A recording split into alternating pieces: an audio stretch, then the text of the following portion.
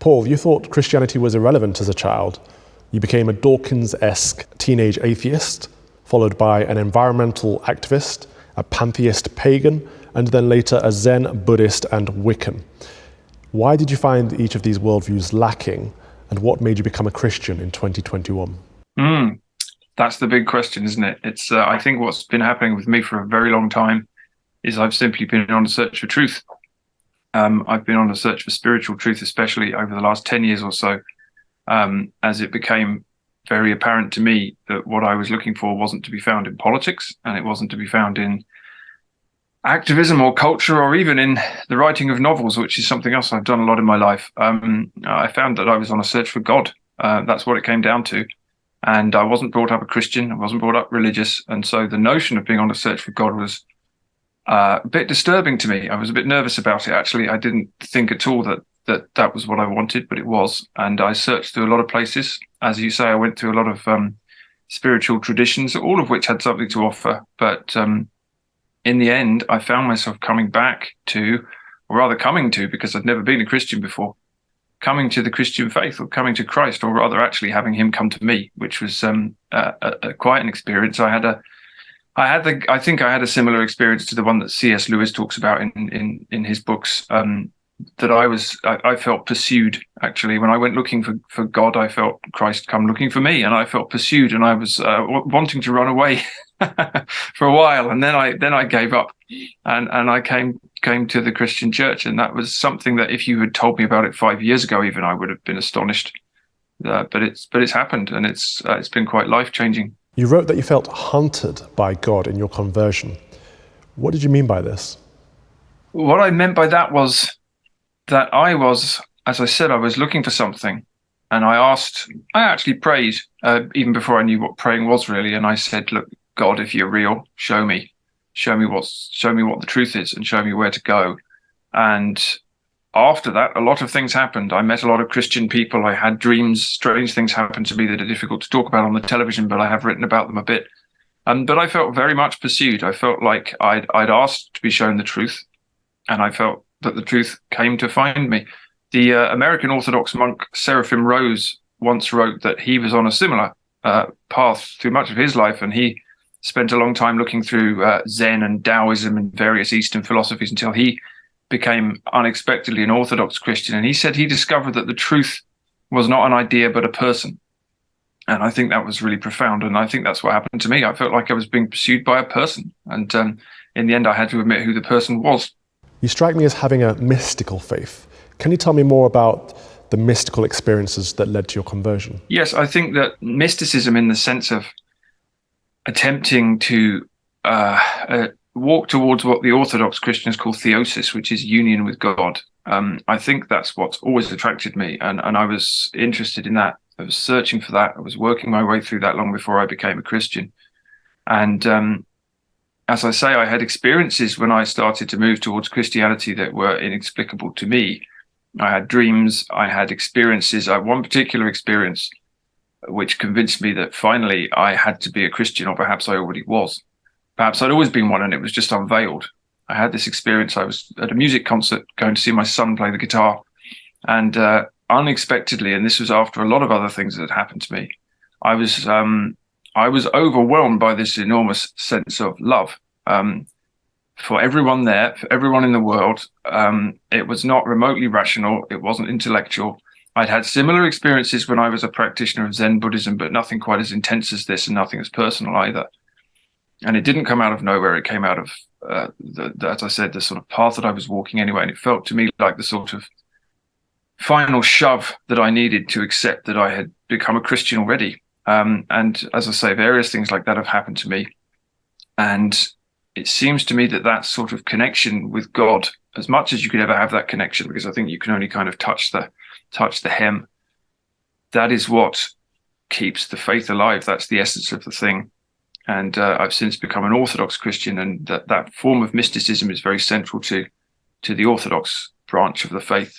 So that's been something I'm still sort of dropping myself into slowly, I suppose. Focusing on environmentalism, can you tell us what sort of activism you did and why you did it?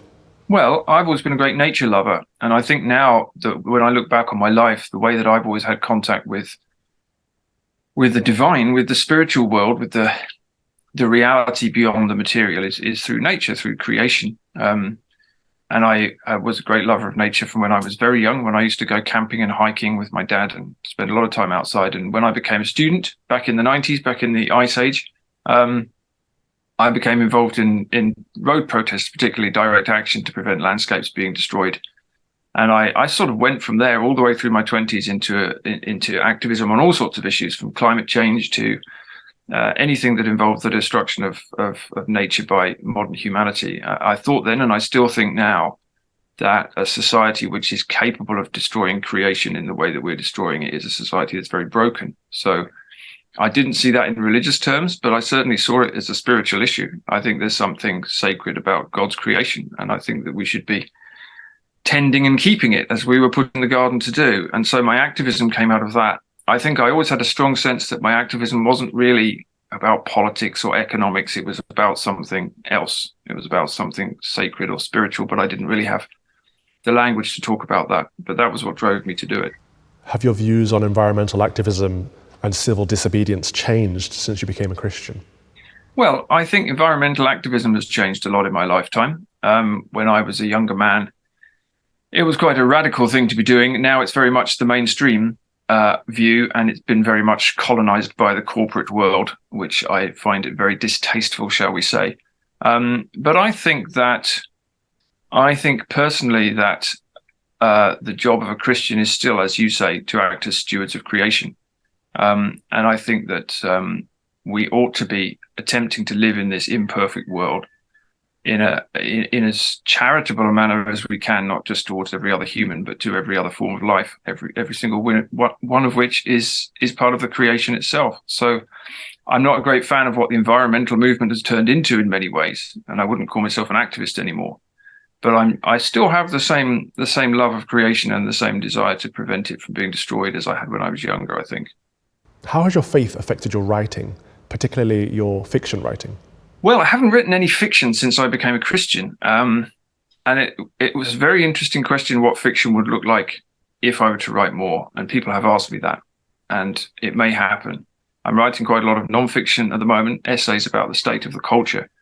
And yes, my Christian journey has made it, firstly, impossible for me to not keep injecting God and Christ into the writing, because it's not possible to do it. You can't obviously separate these things out. There's no line you can draw between your supposedly secular writing and your faith. But also, I've found I've only really been a Christian for 2 or 3 years now. I'm very new, so I'm still being changed by the process. And I'm finding that my worldview is changing. My relationship to society is changing. I'm seeing everything now through the lens of my Christian journey, and I'm seeing everything particularly through the lens of living in a culture which I think has really radically turned away from God and radically turned away from Christ, and seeing that as actually the heart of the cultural problem that we have at the moment. I really think that's absolutely essential. Now, what you do about that or how you interpret that, you can argue about that forever. But I think when I was younger, when I was an activist, I thought we were living through some sort of environmental crisis or economic crisis or political crisis. And those may be true, but the heart of it is that we're living through a spiritual crisis. And it's impossible for me now not to put that at the heart of my writing. So I think that is just now very openly what I'm finding myself forced to write about. You wrote in your piece for First Things, The Cross and the Machine, that the Christian story is the story of our rebellion against God, quoting Irish philosopher John Moriarty. What did you mean by this? Well, I think that when I was young, I thought that the Christian faith was largely irrelevant to me, as most of us do in the modern world now. And it didn't have anything to say about the world I was living in, didn't have anything to say about the supposed problems of modernity. When I started to rediscover Christianity properly several years ago, and I really sat down and started to read the Bible as if I might believe it, as if it might have something to communicate to me. And especially when I read the book of Genesis, actually, I saw this great unfurling story, and this is all the way through the Bible, of course, of of a humanity that is created to return the love of God and to live in communion with Creator and creation and each other, and which had decided to reject that and had decided instead to walk away. It's almost as if God is like a jilted lover, and we've decided to run off with his enemy. And we live in this way that rejects God and rejects creation, and we try to become gods ourselves. And I think that's what modern people do. I think we're trying to become gods technologically, culturally, in all sorts of ways. We're trying to replace God with our own ego. And when you see the human story in that sense, it's revolutionary. For me, it was astonishing to understand that Christianity, which I'd thought was this irrelevant old faith, had actually always been telling us about what the heart of our problem was. You can look at the environmental crisis in that way. You can look at politics, culture, all of these things through the lens of our rebellion against who we're actually made to be. And so the work of a Christian is trying to put themselves back into the shape that we were made to be, hopefully with God's grace as we do it, because we can't do it on our own. And once I realized that, Christianity made sense to me in a way that it had never made sense to me before. And I think I'm still working out exactly what that means in my life, but it's kind of an exciting discovery, actually. You've also written about the concept of the machine and modernity. Can you tell me about this? Well, what I've been doing for the last several years now is writing a series of essays which are trying to sum up my thinking as it is over the last 20 years or so. And what I think we are doing, and what we've been doing arguably since the Industrial Revolution, or maybe much longer than that, is we are creating this enormously complex technological society, which is now getting to the point where we find ourselves unable to exist without digital technology. We find ourselves monitored and controlled and managed at a deep and radical level in a way that would have been impossible even for our parents' or grandparents' generation to have imagined. We're walking very quickly into the kind of place that science fiction writers have been warning us against for the last 100 years. And that's the society that I call the machine. It's a phrase I take from greater writers like D.H. Lawrence or George Orwell, who could all see this coming. And we're going now very, very quickly into this very controlled, very centralized, monitored technological society. And that technology and that level of control can be used to, there are always reasons to roll it out. We saw it during COVID. We'll see it again. There are always good reasons to exert technological control. But we are moving into a period in history where we're looking now openly at transhumanism. We're looking at the attempt to create humans who can live forever. We're looking at the merging of the digital and the biological. To me, it's the endpoint of the rebellion against God. We're trying to be creators ourselves, and it's taking us to a very sinister place. And I want to understand how a Christian should react to that. And I'm still trying to think that through. Dostoevsky said, the modern doctrine of the world consists not only in having the right to satisfy one's desires, but to multiply them. He said this results in isolation and spiritual suicide for the rich, and envy and murder in the poor. Do you think this relates to your idea of the machine? That's a great quote.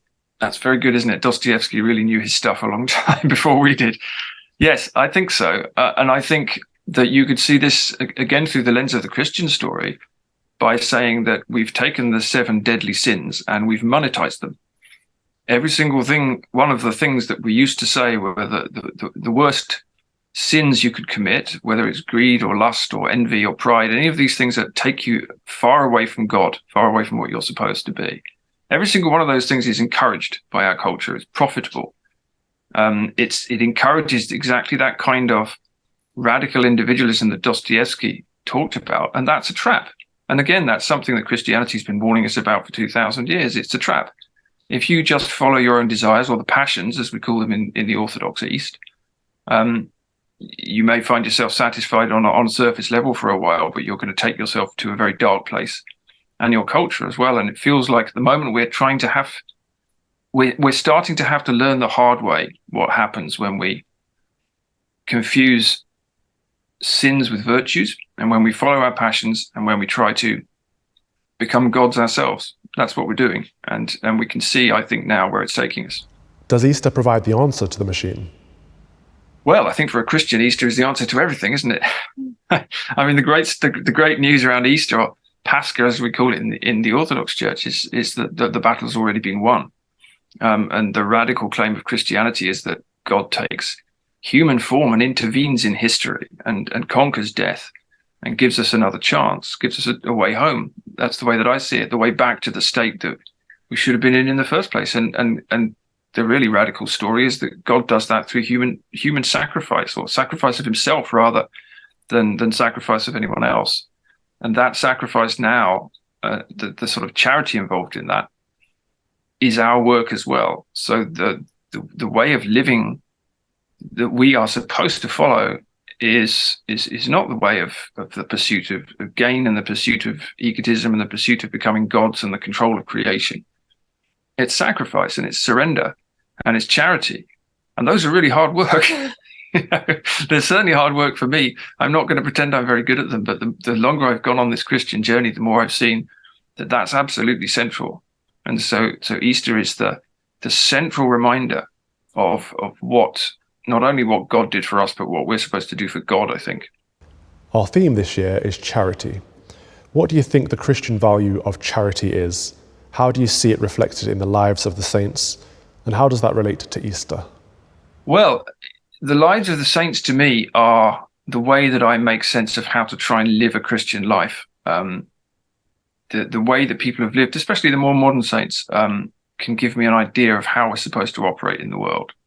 And every single saint that I'm aware of, certainly the ones that I admire most, have given everything away. That's almost the starting point. I mean, either literally, materially, well, usually that, but also emotionally in terms of the way they live their lives. They live the kind of life of service that Christ tells us to live.